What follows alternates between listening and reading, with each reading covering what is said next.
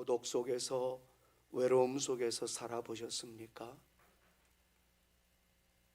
정말 외롭다, 힘들다, 낙심하며 살아가 봤던 경험이 여러분들에게 얼마나 있으신지 묻고 싶습니다.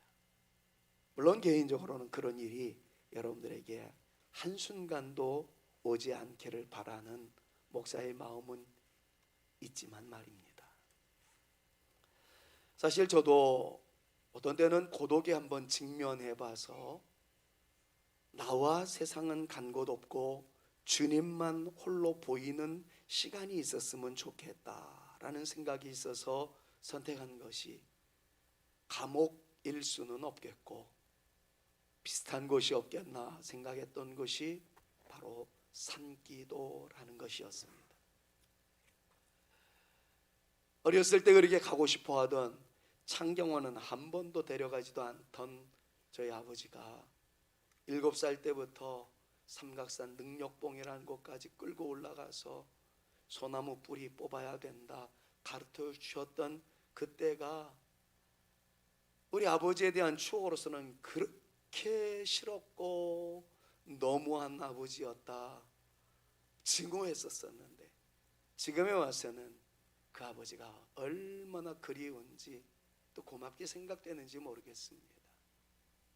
산기도를 하는 목적은 딱 한 가지입니다.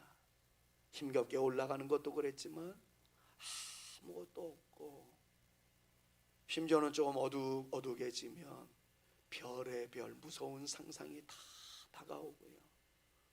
혹시 야행성 들짐승이 다가오면 어떡하나라는 공포부터 시작해서 영들의 공격이 집요하게 달라붙는 곳이 그런 곳입니다. 그런데도 그렇게 산기도를 해야 되겠다 해서 최근에 많이 기도하기 시작했던 이유는 거기에서 주님이랑 맞짱 뜨고 싶어서. 여기서 말하는 맞짱이라는 것은 한번 싸워보겠다 그게 아니라 주님 앞에 홀로선 존재로서 주님과 깊은 대화를 좀 하고 싶은 그 마음이 있었기 때문이었습니다. 자, 그런데 제가 이 말씀을 드리는 것은 외로움의 장소가 또 하나 있기 때문에 이미 힌트를 드렸습니다마는 그것 때문에 이 말을 꺼냈습니다. 바로 감옥입니다. 기도하기 위하여 올라가는 산기도나 수도사가 수도하기 위하여 올라가는 수도원이나 죄를 지어서 들어간 감옥이나 공통점이 하나 있다면 고독과 외로움이라고 말할 수 있을 것입니다. 왜냐하면 고립되어 있기 때문에 그렇습니다. 내용에 대해서는 비슷하지만 그러나 여기에는 엄청난 차이가 있다는 것을 금방 깨닫게 됩니다. 이 차이에 대해서 미국의 데이비드 소퍼라는 목사님은 다음과 같이 소개를 해 놓았습니다. 감옥과 수도원의 근본적인 차이는 단지 불평하느냐 아니면 감사하느냐는 차이일 뿐입니다. 수감된 죄수가 수도자와 같은 감사의 마음을 가질 때 감옥은 수도원으로 승화될 것이고 반면에 수도자가 불평의 마음을 가질 때 수도원은 감옥으로 전락할 것입니다. 제가 너무 동의가 돼서 여러분들에게 이 내용을 소개해 드립니다.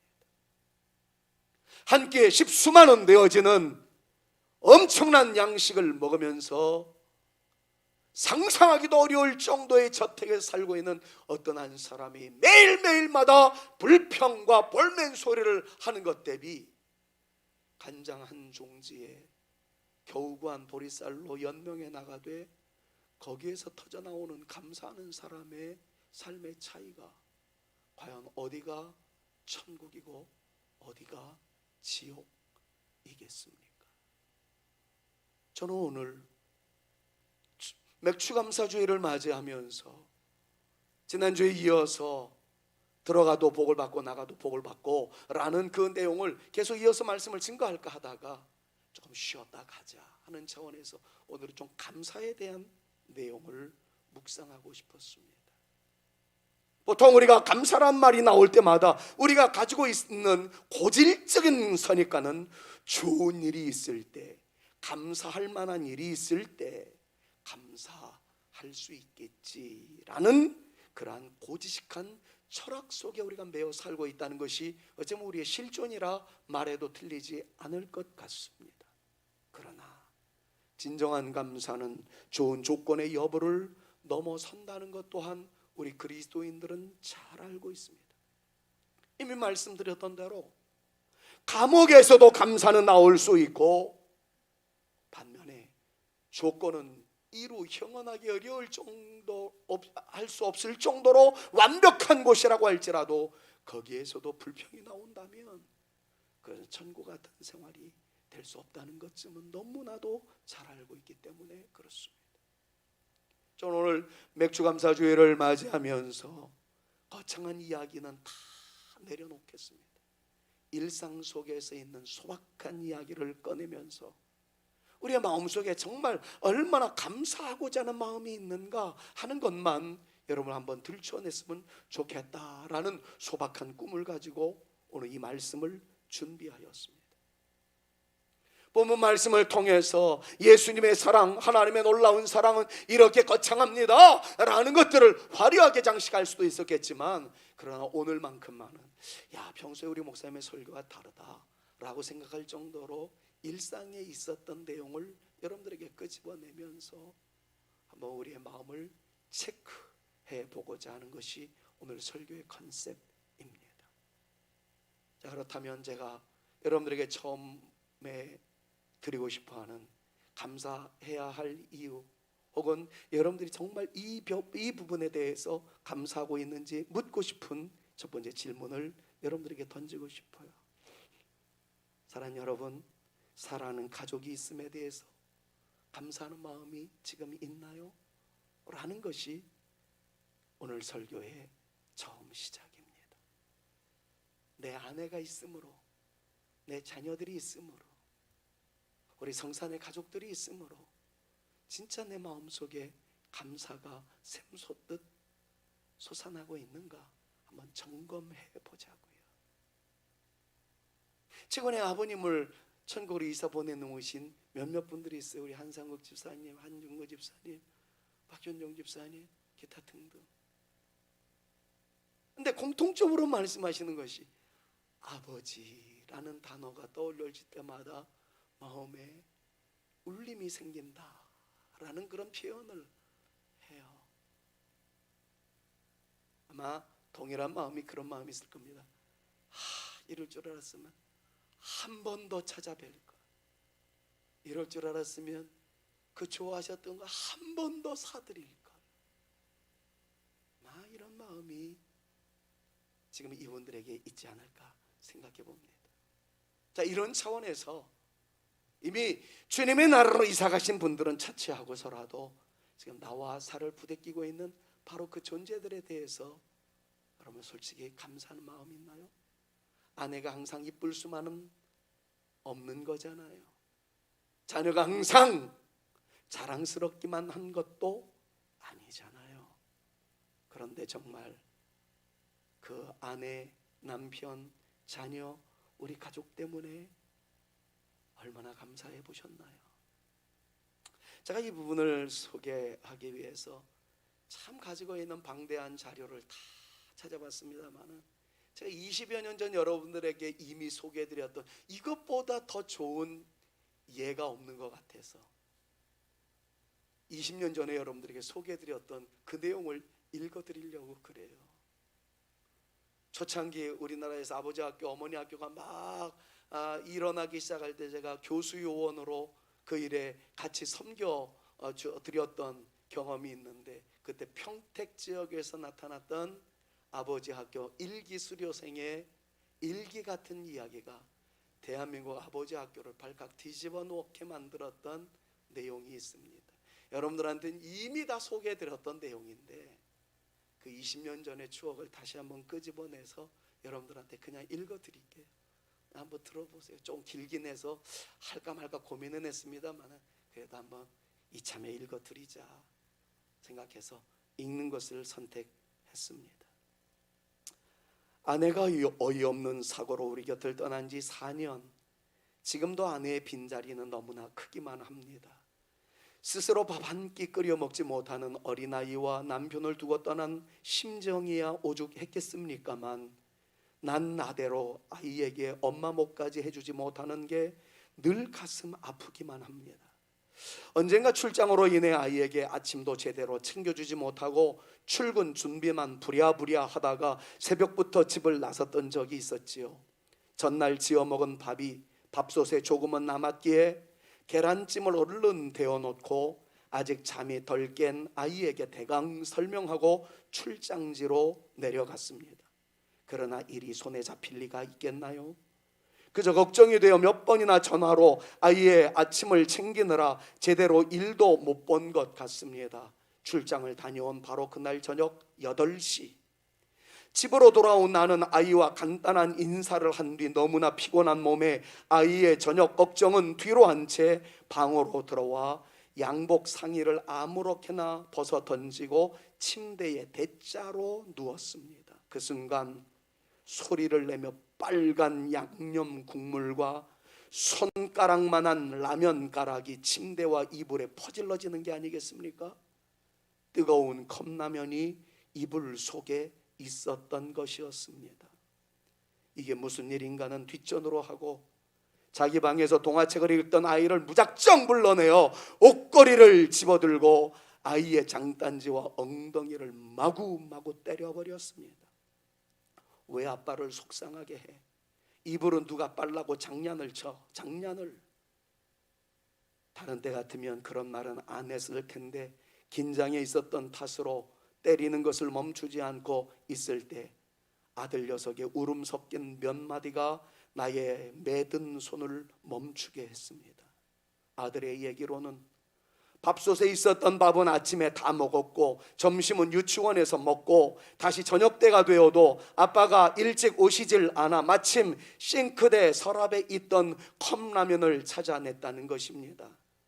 가스레인지 불을 함부로 켜서는 안 된다는 아빠의 말이 생각나서 보일러 온도를 목욕으로 누른 후 데워진 물을 컵라면에 붓고 하나는 자기가 먹고 하나는 출장 다녀온 아빠에게 드리려고 라면이 식을까봐 내 침대 이불 속에 넣어두었다는 것입니다. 그럼 왜 그런 얘기를 진작 안 했느냐고 물었더니 자기 딴엔 출장 다녀온 아빠가 반가운 나머지 깜빡 잊어버렸다는 것이었습니다. 아들 앞에서 눈물을 보이는 것이 싫어 화장실로 뛰어들어간 저는 수돗물을 크게 틀어놓고 엉엉 소리내어 울었습니다. 한참이나 그러다가 정신을 차리고 나와서는 우는 아이를 달래 약을 발라주고 잠을 재웠습니다. 라면에 더러워진 침대보와 이불을 치우고 아이 방을 열어보니 얼마나 아팠으면 잠자리 속에서도 흐느끼지 뭡니까? 정말 이제 아내가 떠나고 난 자리는 너무 크기만 해서 앞으로 어떻게 살아야 할지 나는 그저 오랫동안 문에 머리를 박고 서 있어야 했습니다. 아내가 우리 곁을 떠난 지 이제 5년. 이제는 아내의 빈자리가 느껴지지 않을 만도 한데 아직도 아내의 자리는 너무나 큽니다. 1년 전에 아이와 그 일이 있고 난 후 난 나대로 아이에게 엄마의 몫까지 더욱더 신경을 쓰기 위해 많은 노력을 했습니다. 아이도 나의 걱정과는 달리 티 없고 맑게 커가는 것 같아서 아이에게 정말로 고맙다는 생각을 했습니다. 아이의 나이 이제 7살. 얼마 후면 유치원을 졸업하고 내년부터는 학교를 갑니다. 그동안 아이에게 또 한 차례 매를 들었습니다. 어느 날 유치원에서 전화가 왔습니다. 아이가 그날 유치원을 오지 않았다는 것이었어요.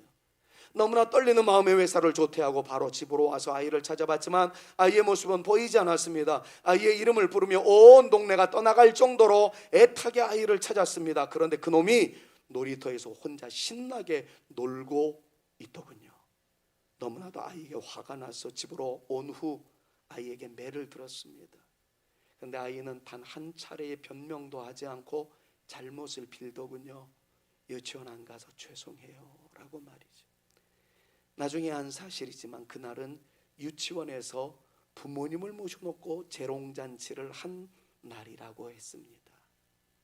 그 일이 있고 며칠 후 아이는 유치원에서 글을 배웠다고 너무나도 기뻐하는 모습으로 집으로 돌아왔습니다. 그리고 그날부터 아이는 저녁만 되면 자기 방에서 꼼짝하지 않고 글을 써대는 것이었습니다. 아이의 모습이 얼마나 기특한지 비록 아내가 없지만 하늘에서 아이의 모습을 보고 미소 짓고 있을 생각을 하니 난 또다시 흐르는 눈물을 참을 수가 없었습니다. 그렇게 1년 정도의 시간이 흐르고 겨울이 되고 거리에는 크리스마스 캐롤이 흘러나올 때쯤 아이가 또 한 차례 일을 저질렀습니다. 그날 회사에서 퇴근 준비를 하고 있는데 누군가가 나를 찾는다고 전화를 했습니다. 그 전화는 우리 동네 우체국 출장소였는데 우리 아이가 우체통에 주소도 쓰지 않고 우표도 붙이지 않는 편지 300여 통을 넣는 바람에 가장 바쁜 연말에 우체국 업무에 막대한 지장을 끼친다고 전화가 온 것이었습니다. 서둘러 집으로 간 나는 아이가 또 일을 저질렀다는 생각에 아이를 불러놓고 다시는 들지 않겠다고 다짐했던 매를 또다시 들었습니다. 하지만 이번에는 아이는 변명을 하지 않고 잘못했다는 소리뿐 아이가 그렇게 맞는데도 변명을 하지 않자 난 아이를 때리는 것을 그만두고 우체국에 가서 편지를 받아왔습니다. 편지를 가지고 온 후 아이를 불러놓고 도대체 왜 이런 일을 했느냐고 물어봤습니다. 그러자 아이가 울먹이는 목소리로 대답했습니다. 엄마에게 편지를 보낸 거라고. 순간 울컥하며 나의 눈시울이 빨개지는 것을 느꼈습니다. 하지만 아이가 바로 앞에 있는 터라 아이에게 티내지 않고 다시 물어보았습니다. 그럼 도대체 왜 이렇게 많은 편지를 한 번에 보냈느냐고.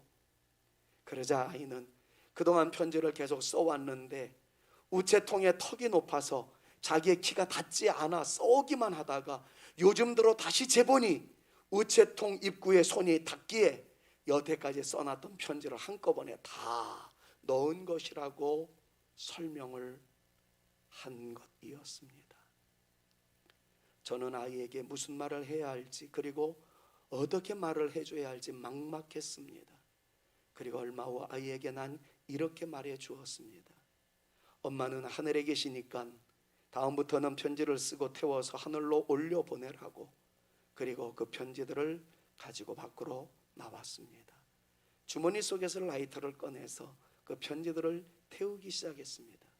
그러다가 문득 아이가 엄마한테 무슨 얘기를 하고 싶었을까 궁금해졌습니다.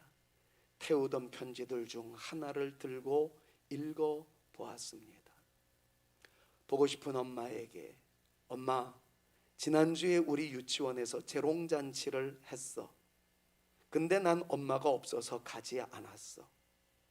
아빠가 엄마 생각 많이 날까봐 아빠한텐 얘기도 안 했어. 아빠가 나 찾으려고 막 돌아다녔는데 난 일부러 아빠 보는 앞에서 재미있게 놀았어. 나는 괜찮다고 말이야. 그래서 아빠가 나를 마구 때렸는데도 난 끝까지 얘기 안 했어. 나 매일 아빠가 엄마 생각나서 우는 거 봐. 근데 나 엄마 이제는 엄마 생각이 안 나. 아니 엄마 얼굴이 생각이 안 나. 엄마 나 꿈에 한 번만 엄마 얼굴 보여줘. 알았지? 보고 싶은 사람 사진을 가슴에 품고 자면 그 사람이 꿈에 나타난다고 하던데 엄마도 그렇게 해줬으면 좋겠어.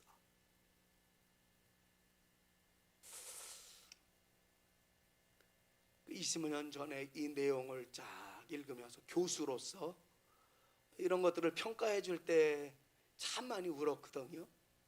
근데 지금 봐도 참 이런 그 부자지간이 있구나 하는 그 마음이 참 많이 아려옵니다. 너무 긴 내용 읽어드리기가 송구스러워서 생략할까 그러다가 여러분들의 가정은 어떠냐? 이러한 소소한 사랑의 표현이 있느냐? 요거 하나 표현하고 싶어서 긴 얘기 그냥 읽어드렸습니다. 그리고 첫 번째 대지 설교 끝내려고 그래요. 사랑하는 여러분, 오늘 저는 신학적으로 무슨 긴 얘기하고 싶지 않습니다. 옆에 있는 사랑하는 자녀, 사랑하는 배우자 보면서 고맙다고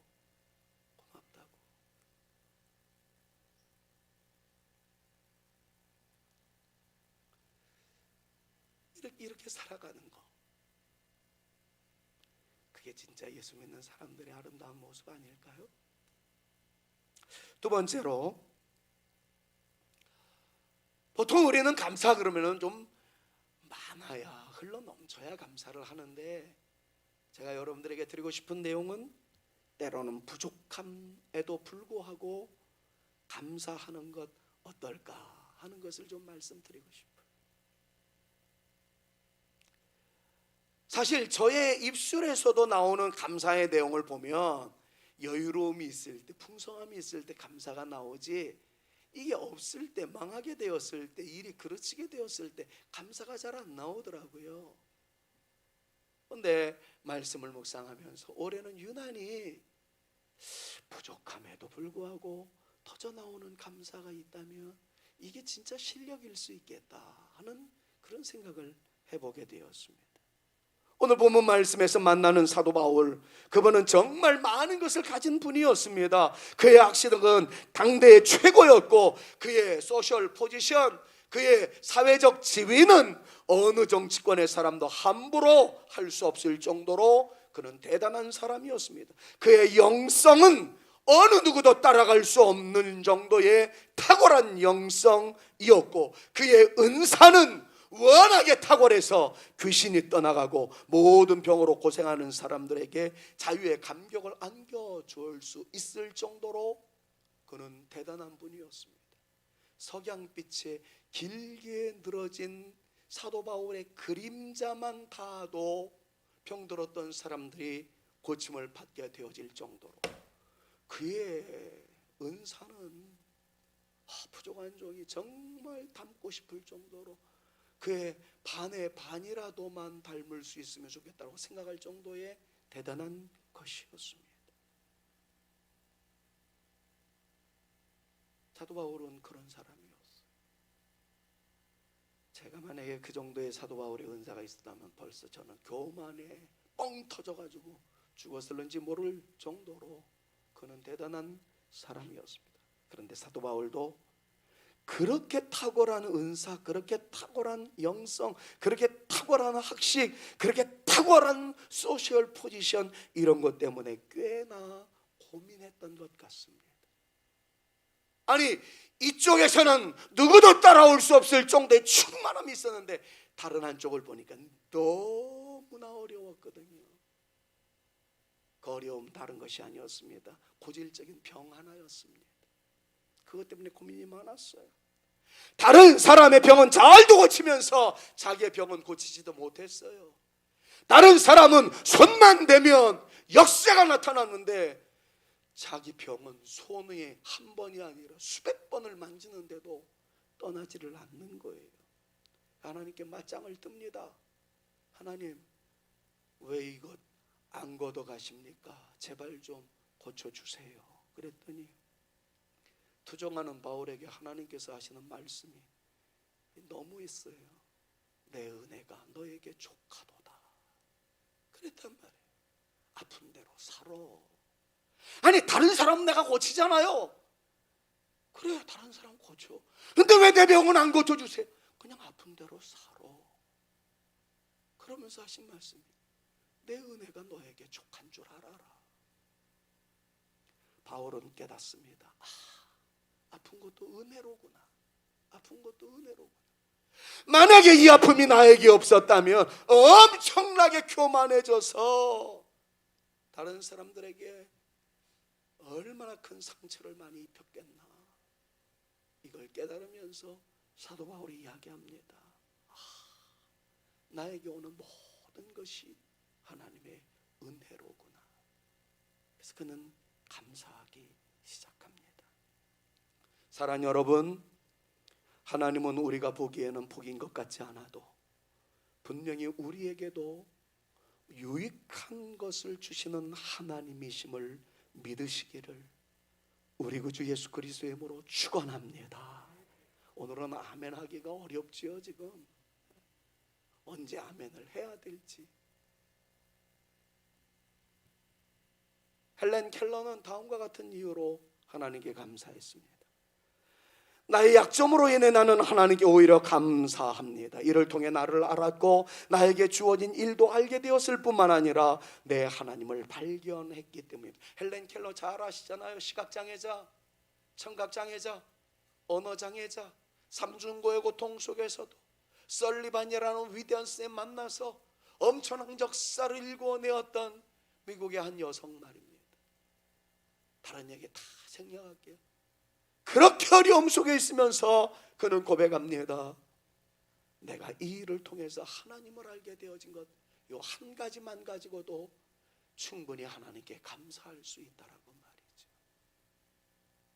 사랑하는 여러분, 항상 좋은 일이 여러분들에게 가득하기를 바라지만 때로는 힘든 일로 인해서, 아픈 것으로 인해서, 부족함으로도 인해서도 하나님께 감사할 수 있는 우리의 아름다움이 있어질 수 있기를 우리 구주 예수 그리스도의 이름으로 축원합니다. 마지막 세 번째, 우리에게 이미 주신 은혜에 감사하는 것 어떨까요? 여러분 지금 계속 상식을 파괴하는 설교를 하고 있습니다. 오늘 의도가 그렇습니다. 더 많은 것을 주시면 감사할게요. 더 충만해지면 감사할게요. 그런데 제가 지금 여러분들에게 마지막으로 설교하고 싶은 것은 이미 주신 은혜에 감사하는 것이 어떨까요? 라는 그런 주제를 꺼냈습니다. 아니 목사님, 주님께서 나에게 이미 주신 게 별로 없어요.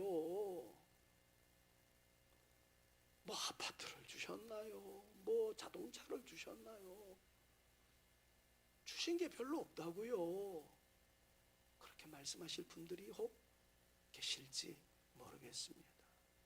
사실 우리는 그동안 너무 힘든 세월을 보냈습니다. 코로나19에 이어서 경제적 상황이 지금 너무 어렵다라고 이야기합니다. 그래서 어떻게 하나? 기도만 하는 것이 우리의 모습입니다. 그런다. 그러면 한번 잘 기억해 보십시오. 그럼에도 불구하고 살 길을 열어주셨어요. 그럼에도 불구하고 일용할 양식을 주셨어요.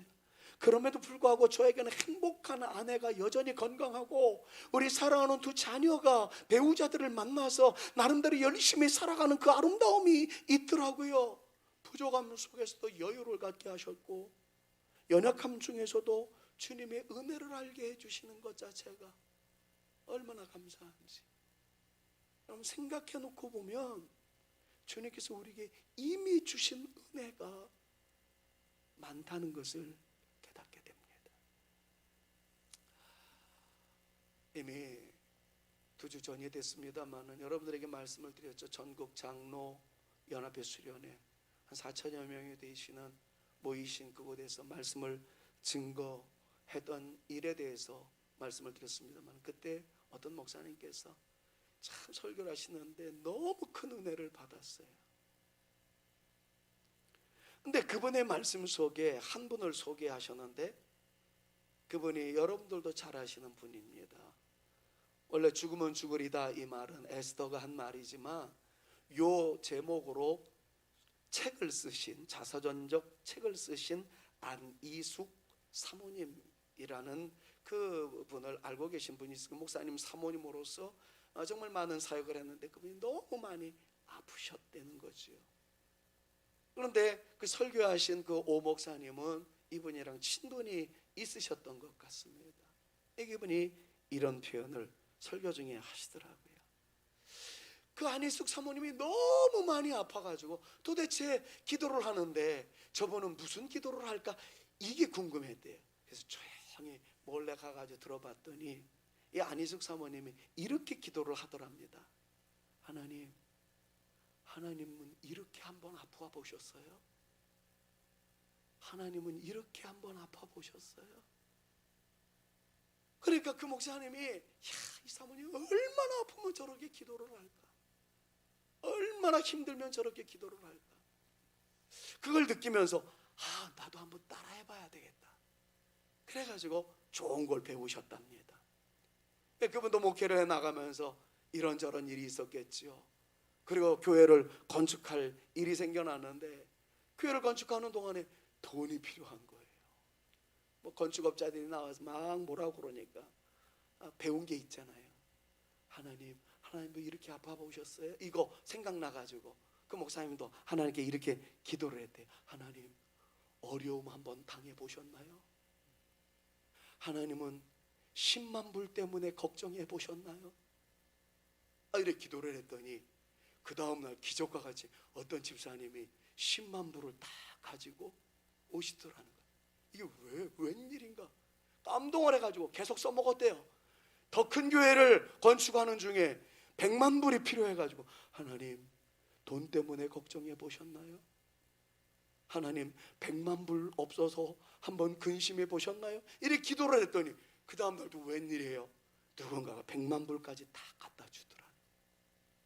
할렐루야, 난리가 났죠. 목사, 장로님들 다 은혜 받았고 저 또한 감동을 받았습니다. 이거다 이거. 그리고 저는 제가 기도하다가 요즘에 돈 쓸 일이 생겼습니다. 사실은 제 딸놈이 미국에 갔지만 미국에 가서 열심히 아르바이트하고 뭐 공부하고 사이가 열심히 돈 벌고 그래도 그냥 그것부터가 유학의 시작이다. 그래서 제가 뭐 갖다 줄 돈이 있어야죠. 생활비 조금 빼가지고 조금씩 보태주는 거 외에는 알아서 하라. 내가 그것 때문에 하나님께 하소연했던 적 한 번도 없어요. 하나님, 우리 딸놈이 책임져 주실 줄로 믿습니다. 뭐 지가 알아서 장학금 공부 열심히 해가 장학금 받고 그래서 그냥 열심히 합니다. 그것 때문에 기도한 적은 한 번도 없어요. 그런데 이번에 호주에 이 코로나19로 인해 가지고 어려움을 당하고 있는 목사님 한 70여 분, 80여 분이 너무 힘들어한다고 그 부부를 좀 위로해주는 세미나가 필요하는데 김한성 목사가 이거 목사 사모님들 위로해주는 데는 명수인데 좀 와가지고 했으면 좋겠다. 난 그럼 비행기 티켓팅도 해주고 또 호텔 투숙도 다 해주고 그래 부르는 줄 알았어요. 알고 보니까 비행기 티켓팅도 저보고 하라고 그러고 숙소비도 저보고 하라고 계산해 보니까 1,500만 원이 못 간다고. 1,500만 원 내가 어디 있느냐고 못 간다고. 제발 와달라고 고민이 시작됐습니다. 그런 차제에 제가 요 설교를 들었잖아요. 써먹으면 되지 않습니까? 이해가 되셨죠? 그래서 제가 기도했습니다. 하나님, 돈 걱정해 보셨나요?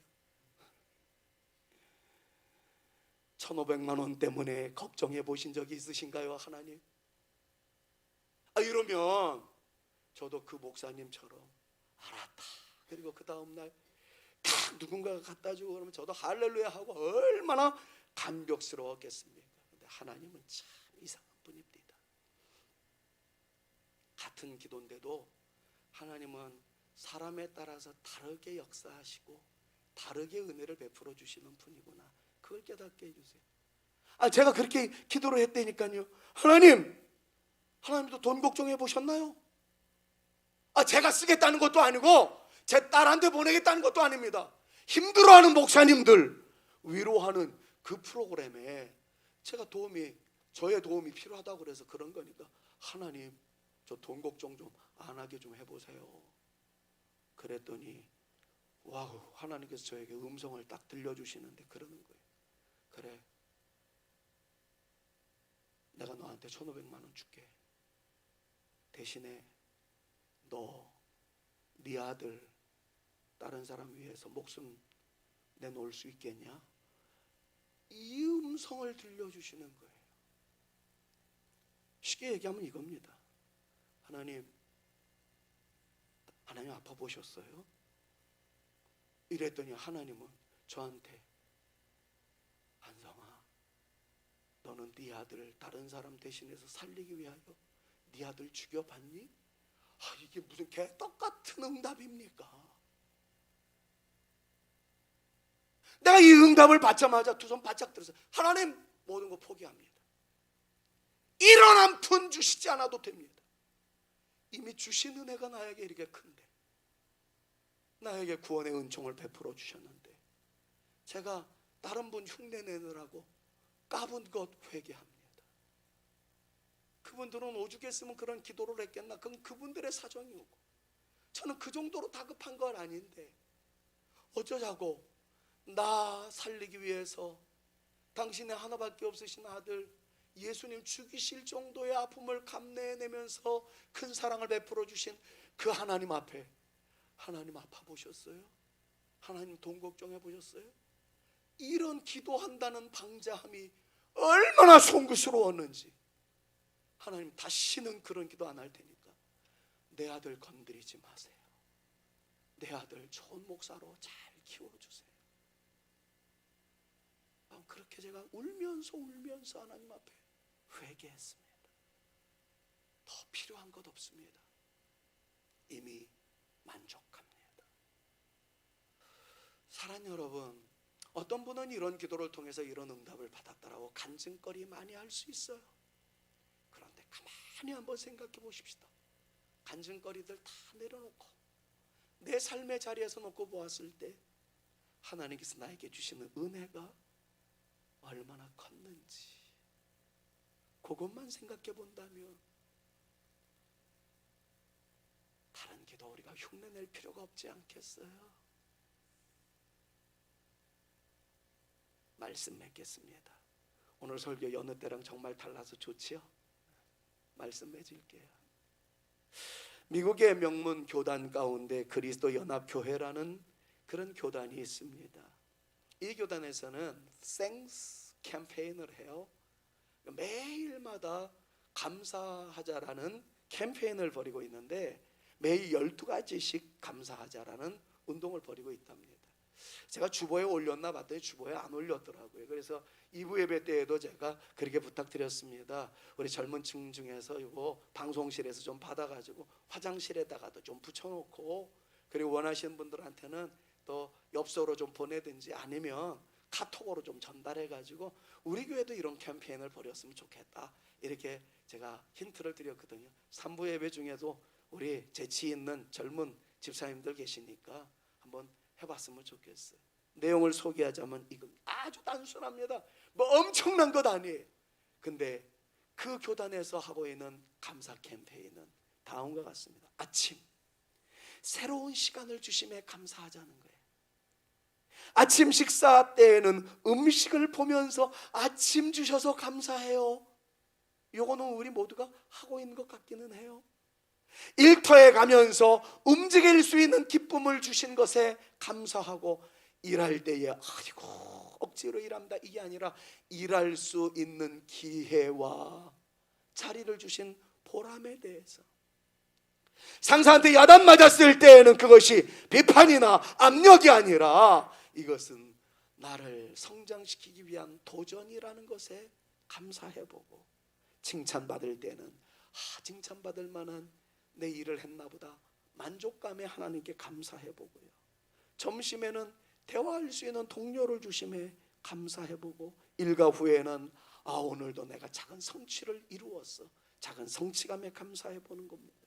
귀가 후에는 저는 이건 정말 잘해요. 귀가 후에는 우리 마누라 보는 게 얼마나 그렇게 이쁜지, 저는 이 목양실에 있든지 어쨌든 바깥에 나가서 사물을 보든지 현관문을 열 때마다 사랑하는 여보 나 왔어, 기분 좋으면 그러고 기분 나쁠 때는 여보 나 왔어, 어쨌든 그냥 우리 마누라한테 나 왔다고. 그리고 딱 당신 오셨어요 마중 나오면은 보고 싶었어. 우리 닭살 부부라는 거 여러분들 아시잖아요. 여러분 그거 말 한마디. 텔레비전 신문을 보면서 여가를 주심에 감사하는 거고요. 잠들 무렵에는 잠을 주시는 주님의 은혜에 감사하고, 꿈속에서는 생명을 주신 주님의 은혜에 감사해보자 하는 것이 여러분 미국 연합교회라는 그 기관에서 내세운 12가지입니다. 여기에 어디 아파트 주심에 감사합니다, 새로운 차 주심에 감사합니다, 승진하게 하심에 감사합니다. 그런 감사 하나도 없어요. 정말 일상생활, 감사 같지 않은 내용인데 감사로 만들어서 이것을 감사하며 사는 우리가 되자. 그럼 나는 이게 진짜 그리스도인이라고 생각합니다. 집 생겼을 때 감사는요, 예수 안 믿는 사람들도 다 할 수 있는 감사입니다. 그런데 지금 소개해드렸던 이 내용은 진짜 하나님의 은혜를 아는 사람들만이 할 수 있는 진정한 감사가 아니겠습니까?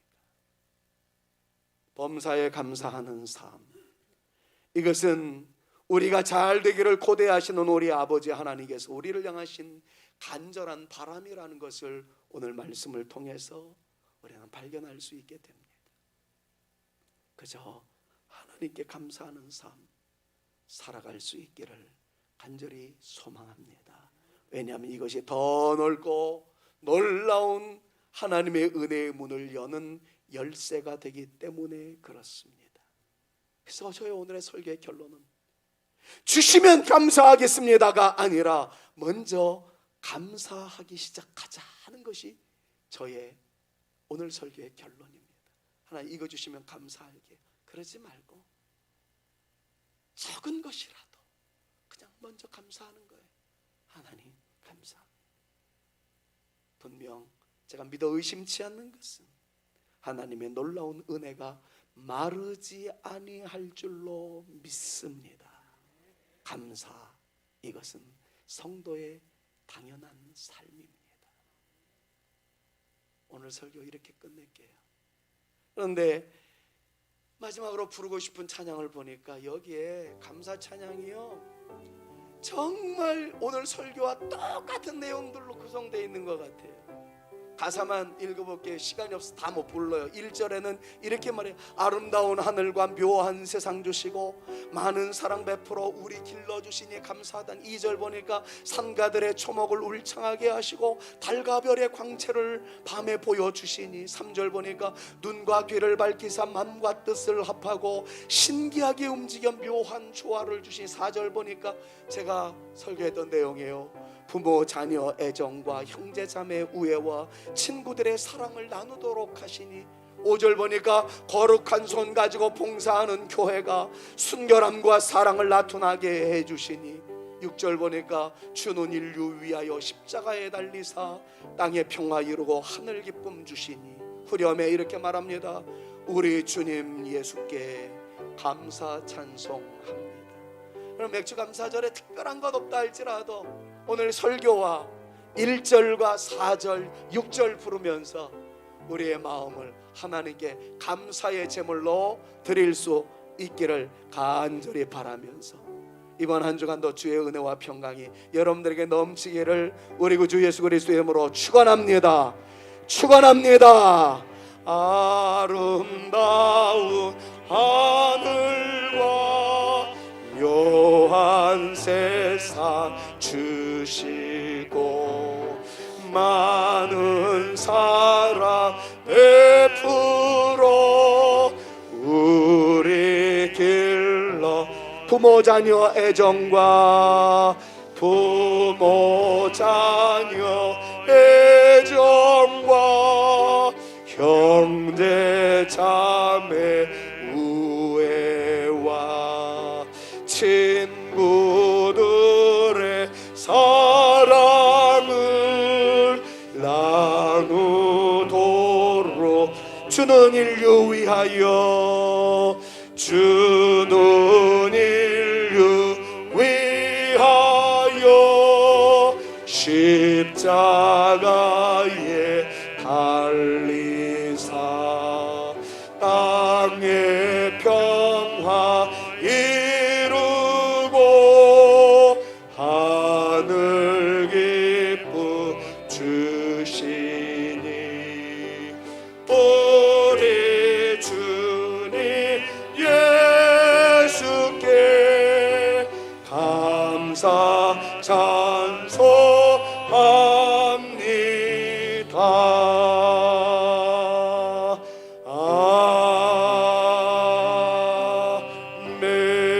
아멘. 예수 그리스도의 은혜와 하나님의 사랑과 성령님의 교통하심이 더 더 많은 것을 주실 것을 믿기 때문도 아니요, 더 큰 것을 받았기 때문도 아니요, 이미 나에게 구원의 은총을 베풀어 주셨고 사랑할 사람들 주셨고 섬길 환경 주셨기에 우리 주님 예수 그리스도의 사랑으로 실천할 수 있는 아름다운 삶의 여정이 있음으로 인하여서만이라도 하나님께 감사하며 살아감으로 더 큰 놀라운 역사를 일구어내는 일에 내가 쓰임 받기를 원하오니 우리를 사용하여 주옵소서. 간절하게 기도하고 돌아가는 죄택한 자녀들 머리머리 위에와 저들의 가정 위에와 우리 사랑하는 성산교회 위에 이제로부터 영원토록 함께 있을지어다. 아멘.